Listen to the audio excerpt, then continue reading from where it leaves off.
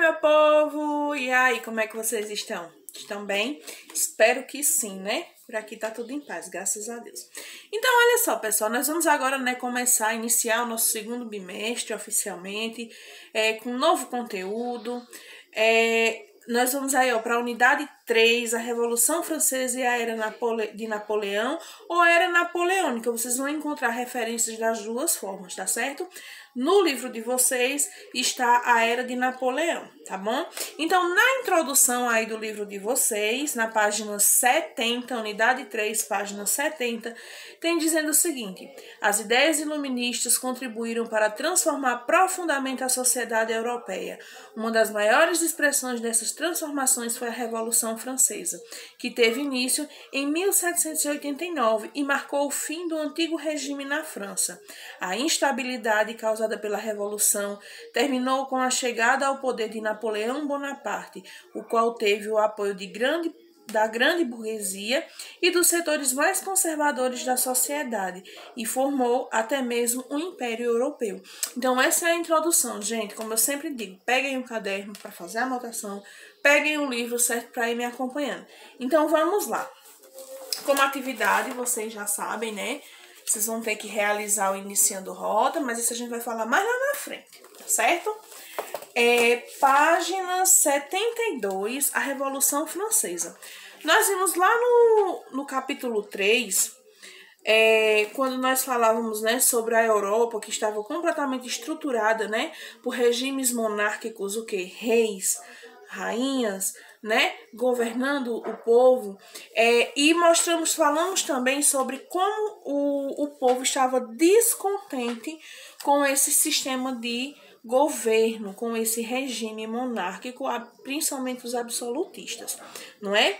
Então, essa autoridade, todo o poder, né, estava centralizado na mão do rei, e na França, principalmente, né, atingiu o auge de todo esse descontentamento. O que acontece? Eles estavam completamente descontentes com o regime monárquico. Eles estavam, né, associando esse descontentamento com a influência, né, das ideias iluministas. O que acabou provocando o que na história ficou conhecido como a Revolução Francesa, certo? Que é o que nós vamos ver agora no nosso capítulo 5, aí na página 72. Só que para a gente conseguir compreender o que foi essa Revolução Francesa, nós precisamos compreender o contexto que se deu, né, todo esse processo para acontecer essa revolução. Entender um pouco o que era essa sociedade francesa da época, quais eram os descontentamentos, como era a sua formação, como é que ela estava estruturada. Então aí também nós temos, né, o antigo regime. E aí, já no início diz o seguinte, não é? O período do absolutismo passou a ser chamado de antigo regime, expressão criada no início da Revolução Francesa. Olha aí que interessante. Quando se inicia a Revolução Francesa, eles chamam aquele período anterior, certo, de antigo regime, que refere-se à sociedade europeia, em especial na França, formada entre o fim da Idade Média e o fim do século XVIII. Então, como a gente viu, né, lá anteriormente, a desigualdade dessa sociedade ela era muito grande, era gritante, existiam as camadas sociais e as diferenciações que tinham entre elas eram muito grandes, certo? E existia principalmente uma grande hierarquização dentro dessas camadas sociais. Então, a monarquia absolutista, ela favorecia determinadas camadas sociais em detrimento de outras, não é?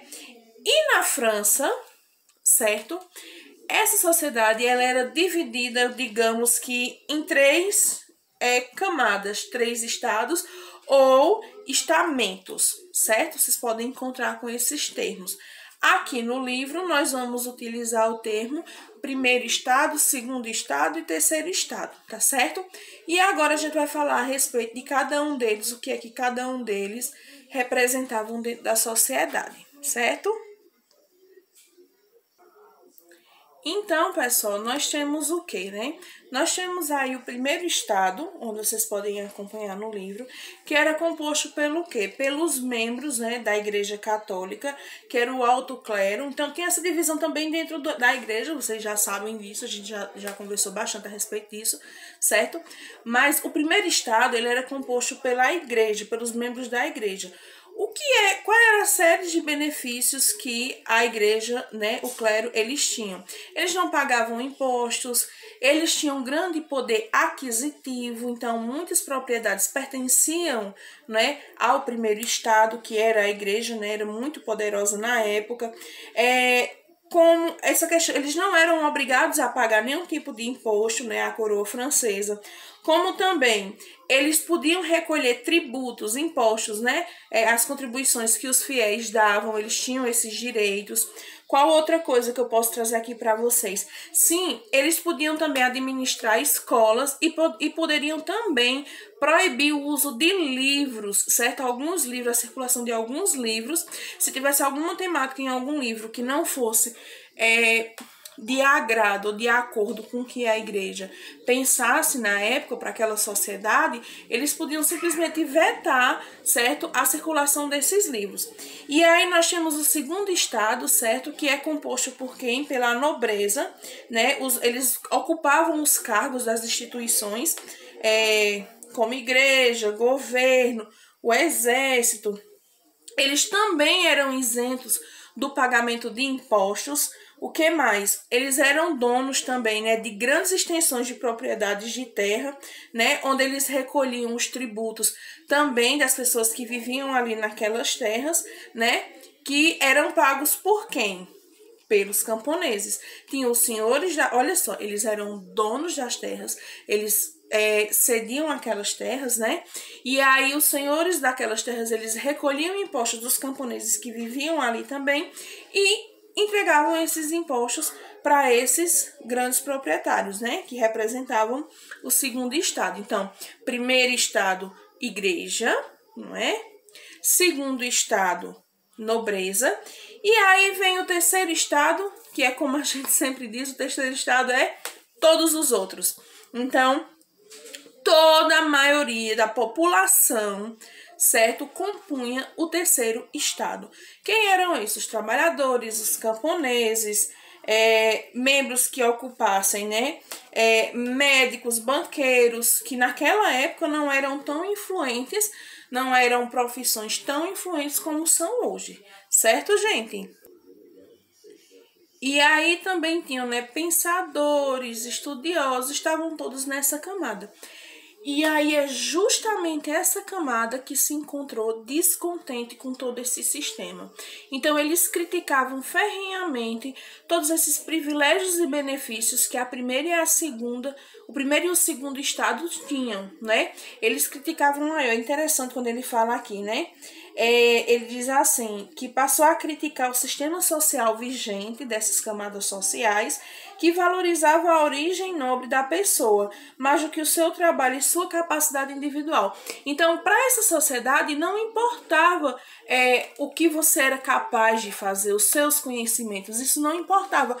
O que importava era o status que você tinha na sociedade, de que família você nasceu, qual a sua classe social, e dificilmente, pessoal, existia uma mobilidade de classe social, viu?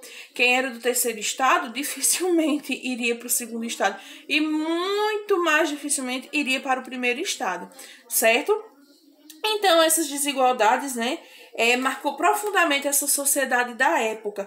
Eles criticavam duramente esses privilégios da nobreza, certo? E que eram baseados em quê? No nascimento. Você nascia nobre, você morria nobre. Você podia não ter uma moeda mais de ouro, mas isso aí não importava, porque você era de uma família nobre, certo, pessoal? Então, para essa aula de hoje, é isso que eu tenho que trazer para vocês. Na nossa próxima aula, nós vamos falar, né, sobre a luta contra o antigo regime, a crise econômica e a convocação dos estados gerais, certo, gente? Tem atividade para vocês.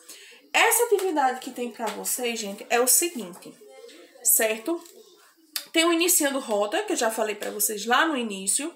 Tem um resumo da página 72, que foi essa que fizemos, e vocês vão fazer uma pirâmide, a pirâmide dos 3 estados, certo? Onde vocês vão dividir a pirâmide, colocar na base o terceiro estado, no meio o segundo estado e no topo o terceiro estado e, né, o rei, a nobreza real, desculpa, colocar a monarquia em cima. Então, olha só.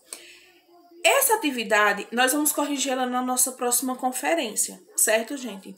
Vocês vão fazer o quê? Nessa pirâmide, vocês vão colocar os estados, as representações, quem é que compunha cada um desses 3 estados. Está lá na instrução das atividades, mas eu já estou também explicando aqui para ficar mais fácil, certo? E essa atividade, nós vamos corrigi-la na nossa conferência. O que é que vai acontecer? Vocês vão fazer ela, vão tirar a foto e vão mandar para o meu e-mail, certo? Antes da videoconferência. No dia da videoconferência, que ainda vai ser marcado, vocês, a gente, né, nós vamos fazer a correção dela. Aqueles que fizerem, que estiver participando e apresentar o trabalho que foi realizado, vão ganhar pontuação. Essa primeira nota, ela vai ser cumulativa, certo? Vocês vão ganhando pontuações a partir dessas atividades que vocês vão realizando e nós vamos corrigindo nas videoconferências. Então, não deixem de fazer, tá certo? Eu espero que, se vocês tiverem alguma dúvida, entrem em contato, tá bom? Estou à disposição. Então, ó, beijinhos, se cuidem, tá certo, pessoal? E se tiver alguma dúvida, entre em contato. Tchau!